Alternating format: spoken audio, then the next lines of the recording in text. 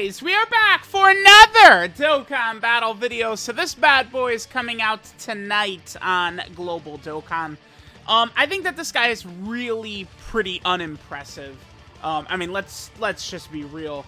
The amount of content that this character is going to actually directly help you in, I think is pretty limited. I suppose, right? The main draw of this unit at this point, because, I mean, he does an attack stat that pretty much any modern unit can replicate and do better, right? His defense is lower than most good characters have. The one thing this character does do, though, is he has the 15% debuff to enemies' attack, and then an additional 7% for superclass enemies and superclass allies, right? So that can be pretty effective. If you're lowering the enemy's attack by 22%, that's strong. It is. But that's only going to be useful in Super Battle Road stages or Dokkan Battlefield. This guy certainly could help you in Dokkan Battlefield, and this guy could help in Super Battle Road stages as well. The only problem with that, and there is a rather difficult stage that recently just came out, Wicked Bloodline Extreme Super Battle Road is pretty tough. The thing that really disappoints me, though, is that this free-to-play character, King Cold, I feel like does this Golden Frieza's role, his job, except does it better. Because King Cold is also sealing, and he's got support, right? And he's got the debuff. Like, he's doing it all but better. This Frieza is just a pretty inconsequential unit that's not going to help too much. I suppose there would be, like, EZA stages where he potentially could help out.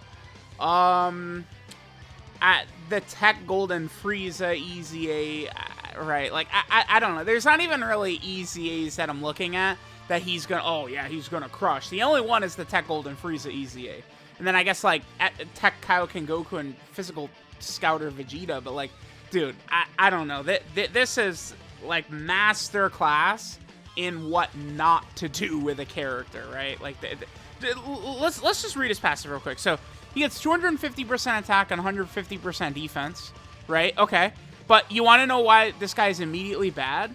Is because he doesn't have another, like, attack and defensive buff besides just an extra 100% attack and defense at the start of turn against a superclass enemy. These characters will get really good stats when they have buffs that are calculated in different phases. So if Frieza's getting attack and defense at the start of turn, and then attack and defense on super attack, or attack and defense when he gets hit, or attack and defense when he dodges, right? Some shit like that. Then it multiplies into itself, and then these characters' stats just look a lot better, right? Defensively, they can really hang in there. This guy doesn't do that, though. He just gets the extra 100% attack and defense against a superclass enemy.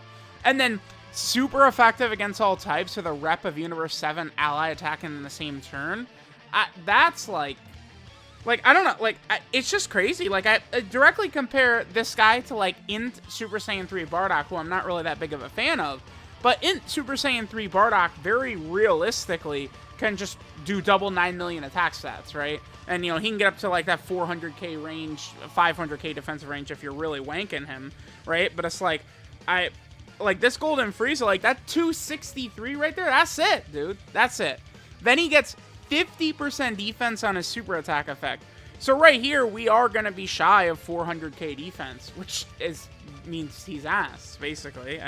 You know, why run a character that's going to do an attack set like this and then immediately get crushed against any tough boss? It just, I don't know, it's weird. This Golden Frieza, it's not like he's that old. I mean, sure, he came out in June on JP, but it's not like, this is not the oldest character of all time or something like that, right? Years old character. Yeah, just a 5 million, right? No crits, no built-in additionals. He just pops a 5 million attack set right there. That's it. And it's like with a rep of Universe 7 in the same rotation, he'll get super effective against all types. Keep in mind that this Golden Frieza is not on Terrifying Conquerors. So much of what, like, a lot of these strong Wicked Bloodline characters are doing, right? The Tech Base Form Cooler supports Terrifying Conquerors. EZA STR Cooler supports Terrifying Conquerors, right? We have several characters who are supporting Terrifying Conquerors in that way. And guess what? It's not really going to do a whole hell of a lot with like this Frieza who's not on Terrifying Conquerors, right?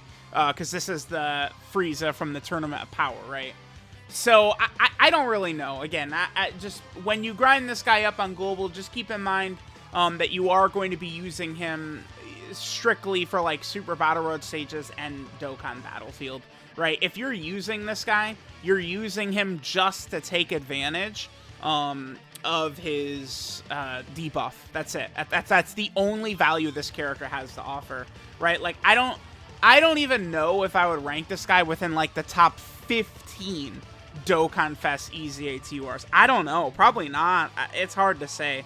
All right, now his link set here. So he has Prodigies, Universe's Most Malevolent, Revival, Strongest Clan in Space, Brutal Beatdown, Tournament of Power, and Fierce Battle. Here's another thing.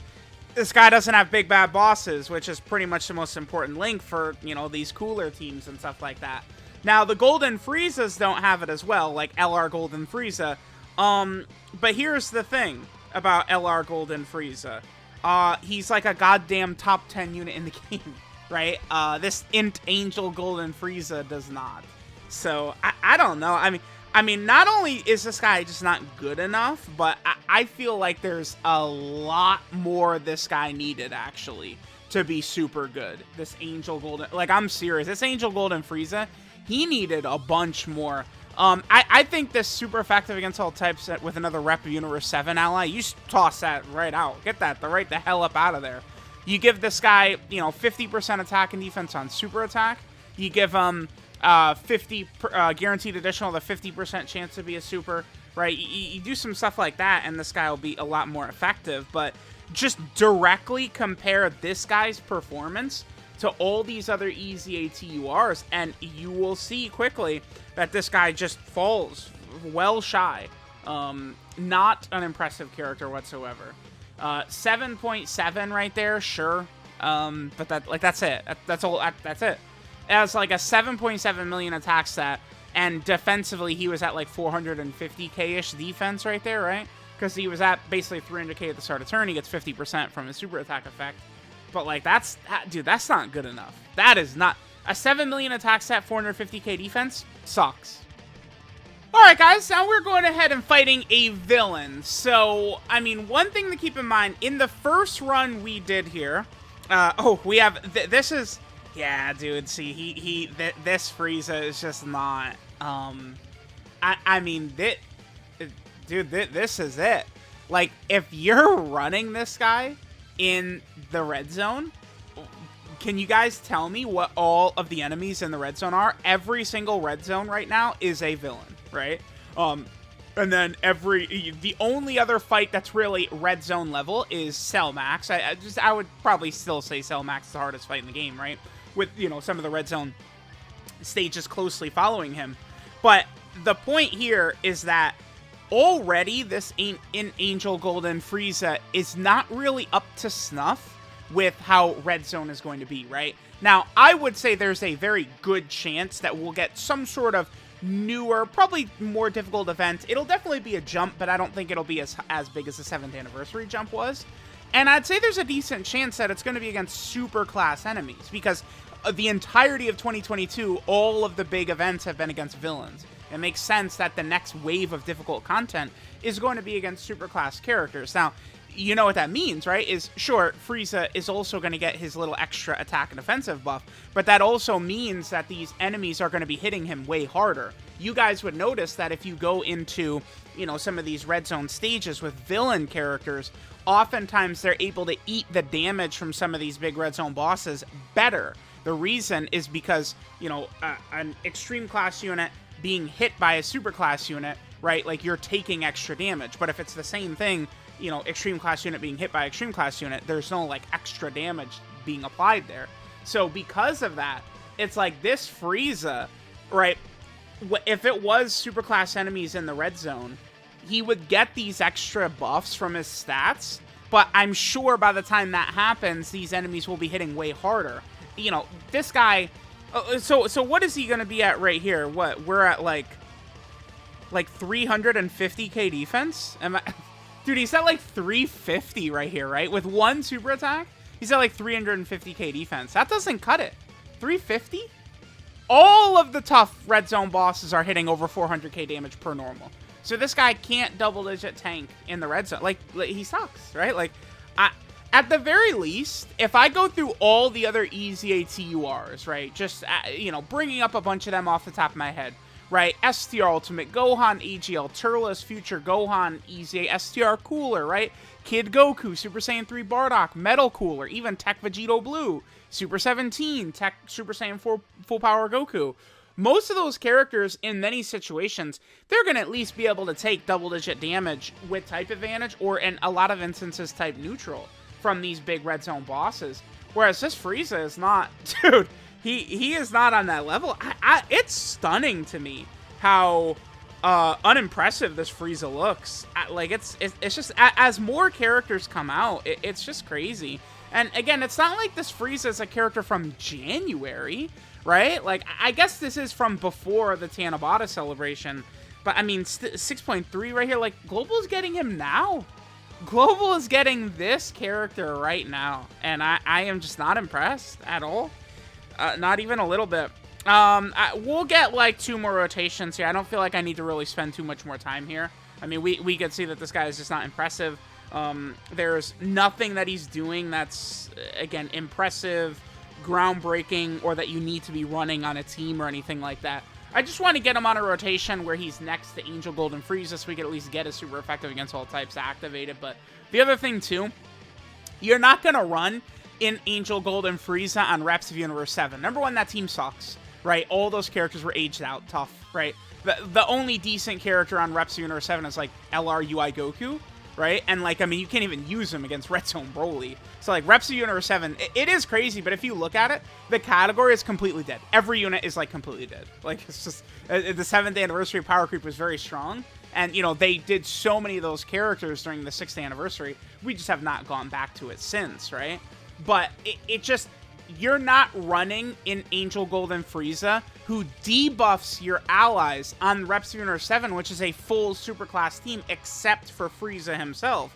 And it's like, this Frieza, I mean, I guess is also just sort of decent for, like, Battlefield, Super Battle Road type content now. I mean, his just raw stats have been... This guy's got a great kit. I think this guy... This is the type of character that's going to have a nasty EZA, because his kit is already very good, right? Look at characters who were either very good or looked at fondly, right? Had strong kits on release, right? I don't know. Maybe a character like INT Gotenks. I feel like his EZA could be good, because Super Saiyan, he was a great Super Battle Road character. Super Saiyan 3 Gotenks was able to get very powerful offensively and defensively. He's kind of got some stuff, right? Whereas, I don't know, maybe a character like Kefla, STR Kefla, she might struggle even with her EZA. But this character, to me, when this unit gets his EZA, I think he could be pretty good, because he's already doing everything, right? Just the raw stats is what he needs to be effective. I guess we'll just do a couple more turns here. Again, there's not... Dude, I'm actually pretty... I'm pretty bummed. I would say you do have a spot you could use this guy, but as a, like, main EZA character, you would think his performance would be better. I mean, he's by far the worst EZA character of the year, right? I think that this in Angel Gold and Frieza, I actually probably would think he is the worst character of the year. If not, of course, this was the year that we had the legendary Raditz, do not forget, who is actually the worst character Dokkan's ever released ever, right?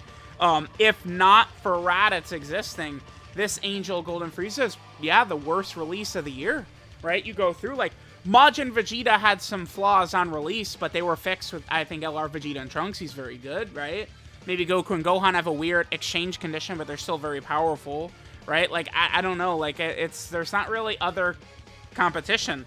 It's like in Angel Gold and Frieza and Raditz. That's like all we've got, man. Okay. I mean, we could do this. So we're going to have 6 out of 7 activated right here. In Angel Gold and Frieza is going to be super effective against all types. We are getting the support from STR Cooler. Remember, STR Cooler is giving 50% support to transformation boost with one enemy. I mean, this is a strong rotation for him, but I mean, it is against an extreme class unit. But guess what? The entirety of Red Zone is against extreme class units. So I don't know, man. I don't know. I think that they could have done quite a bit more for this in Angel Golden Frieza. You gotta give these characters a little bit more than what we're seeing here. Oh, nice dodge. All right, and we get to 6.7 right there. This one here is super effective against all types because we had the rep of Universe 7 category ally in the same turn, but this guy is just not really doing enough. I'm sorry for being such a negative Nancy here, but I mean, keep in mind, during this video, we're looking at in Angel Golden Frieza's stats. We're on a 200% leader skill here, right?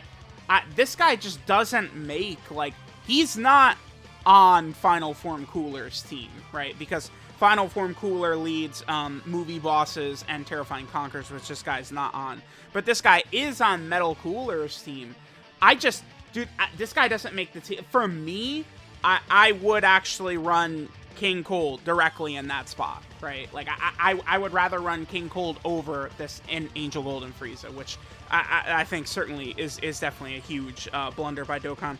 So, let me know what you guys think. Thanks for watching. This boy is pretty bad, and I'll catch y'all next time.